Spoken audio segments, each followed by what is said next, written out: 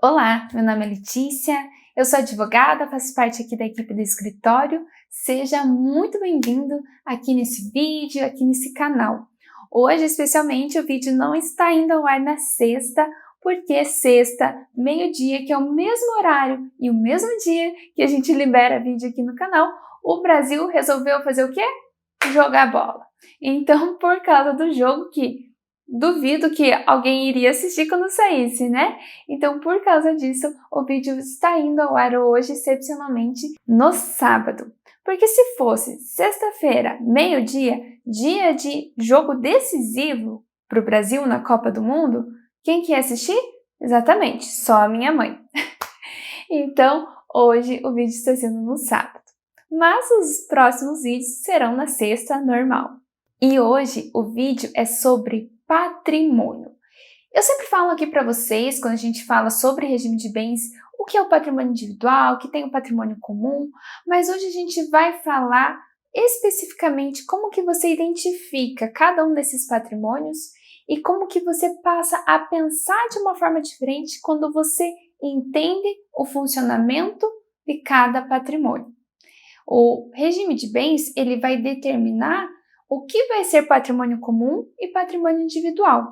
Mas para além do regime de bens, o patrimônio comum e o patrimônio individual têm a sua própria conceituação. Então hoje aqui a gente vai entender como que é o comportamento de cada um deles, para você também conseguir acumular esse conhecimento com o regime de bens e definir qual é o melhor para você.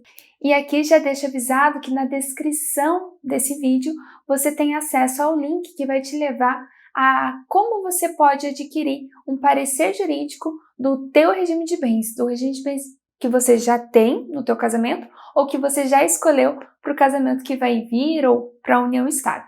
Então, nesse link, você vai ter todas as informações em relação a esse parecer, para que você possa verificar se faz sentido ou não para você. Então, vamos partir lá do comecinho. Vamos falar o que é o patrimônio individual e o que é o patrimônio comum. O patrimônio individual é aquele que pertence a apenas um dos cônjuges ou dos conviventes, no caso de união estável. O patrimônio individual, ele não se comunica, ou seja, quando tiver um divórcio ou um inventário, metade desse patrimônio não vai ser destinado ao outro cônjuge, vai ficar somente com aquele que é realmente o seu proprietário. O patrimônio comum, não. O patrimônio comum, a essência dele é que ele seja dos dois, em igualdade de proporção. Então, os bens que compõem esse patrimônio, eles serão igualmente propriedade de ambos os cônjuges. Então, 50% de um, 50% do outro. Sempre? Sempre. Então, patrimônio comum significa isso, que todos os bens que compõem esse patrimônio comum vão ser de titularidade de ambos os cônjuges. Ambos os cônjuges serão propriedades em igualdade de condições, não importando quem pagou, quem deixou de pagar, quem construiu, quem contribuiu financeiramente, quem contribuiu emocionalmente. Não. Quando tem patrimônio comum, quer dizer que ambos os cônjuges serão proprietários em igualdade de proporção daqueles bens. Diferente do patrimônio individual, que, como eu expliquei, vai ser apenas de um deles. Em caso de divórcio, por exemplo, não precisa dividir esse patrimônio individual. E no caso de sucessão, existe uma regrinha um pouco diferente que eu vou contar aqui para vocês. Então, como é que fica o patrimônio comum e o patrimônio individual nas situações de divórcio, nas situações de falecimento, que são os casos de sucessão? Como eu expliquei um pouquinho agora, o patrimônio comum, quando a gente está diante de um divórcio, a gente vai dividir esse patrimônio, metade para cada um dos cônjuges. Então, se a gente tem um patrimônio comum de R$100 mil no total, pela lei, 50 mil é de um cônjuge, 50 mil é do outro cônjuge. Então, no divórcio vai ser dividido igualmente entre as partes. Essa é a regra geral. Num divórcio, pode ser dividido sem ser em igualdade de proporção? Pode, desde que haja um acordo. Se as partes não concordam com isso, tem que seguir a lei que fala que é 50% para cada um. No caso de sucessão, ou seja, com o falecimento de um dos cônjuges, o patrimônio comum ele vai ser dividido em 2 também. Então, metade desse patrimônio comum vai ser do cônjuge sobrevivente, que a gente vai chamar de meação.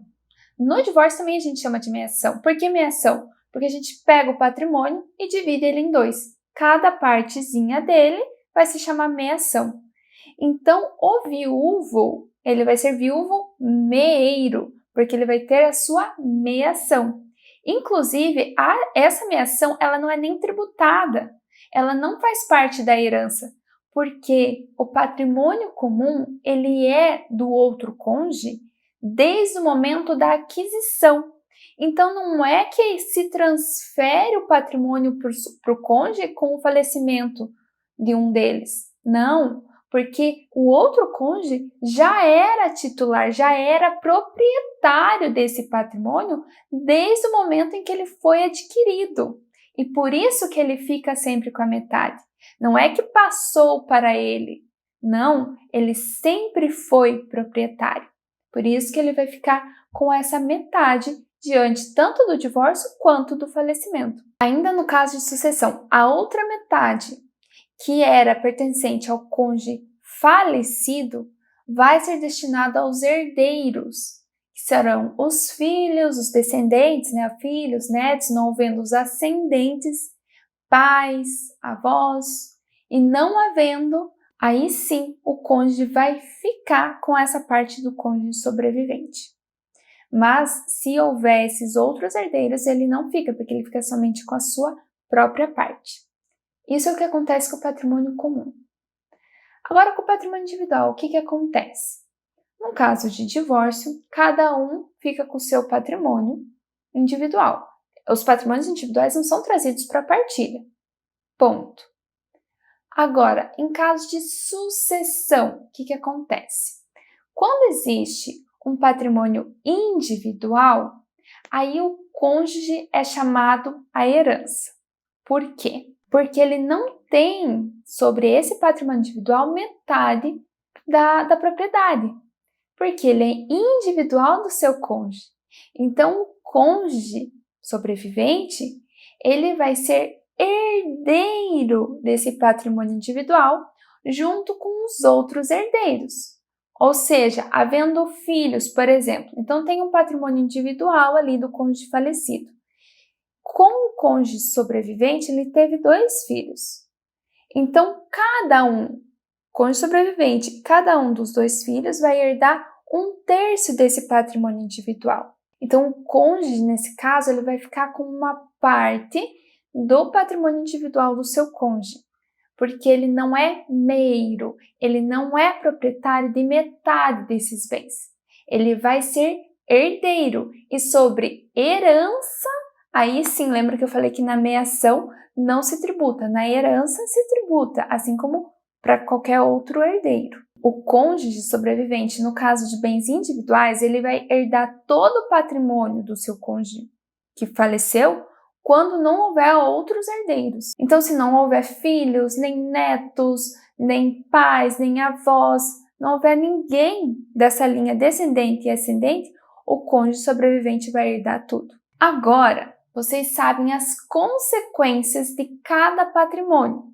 Quando você vai analisar o regime de bens, você tem que entender o que é isso, como é que se comporta esse patrimônio, para que você saiba exatamente o que o regime de bens está falando. Porque, por exemplo, o regime da comunhão universal de bens, ele fala que só existe o patrimônio comum. Como regra, existem exceções que são patrimônios individuais? Sim, mas como regra é um patrimônio comum. Havendo só patrimônio comum, como que vai se dar a divisão dos bens no caso de falecimento, no caso de sucessão? Como eu expliquei, todos os bens serão divididos metade para o cônjuge sobrevivente e metade para o cônjuge falecido ali, que vai ser destinado aos seus herdeiros. Por que você sabe disso? Porque você sabe como que funciona o patrimônio. O regime de bens, ele só vai falar assim, vai comunicar os bens antes do casamento e depois do casamento. Vai compor o patrimônio comum os bens adquiridos onerosamente somente após o casamento, regime de comunhão parcial de bens. Ou então não terão bens comuns, terão apenas bens individuais, separação total de bens. Lógico, aqui eu estou falando a grosso modo, todo o regime de bens tem as suas próprias características, tem as suas exceções, mas você entendendo o que significa e como é o comportamento de cada tipo de patrimônio comum e patrimônio individual, você consegue interpretar cada regime de bens da melhor forma possível. Porque se o regime de bens fala assim, todos os bens adquiridos antes e depois do casamento, onerosos ou gratuitos, serão do patrimônio comum do casal. Se você não sabe o que é patrimônio comum do casal e o que acontece com o patrimônio comum do casal em diversas situações, como eu falei aqui em divórcio e sucessão, o que você vai entender disso? Então você precisa desse conhecimento prévio. E é por isso que eu estou fazendo esse vídeo. Você pega esse conhecimento que eu estou trazendo aqui para vocês sobre como se comporta o patrimônio e depois você traz ele para o regime de bens. Quando você for ler sobre o regime de bens ou for ouvir sobre o regime de bens e falar patrimônio comum, patrimônio individual, você já vai saber o que isso significa e quais são as consequências de cada um desses regimes. Fica muito mais claro de entender. E esse foi o vídeo de hoje. Espero muito que você tenha gostado. Não se esquece de se inscrever aqui no nosso canal. Comenta aqui embaixo para mim se você tem alguma dúvida ou se você gostou desse vídeo. E também compartilhe esse vídeo com aquela pessoa que está casando, está constituindo uma união estável para que ela saiba exatamente o que significa essa história aí de patrimônio comum, patrimônio individual. Muito obrigada por assistir e te vejo no próximo vídeo. Tchau, tchau!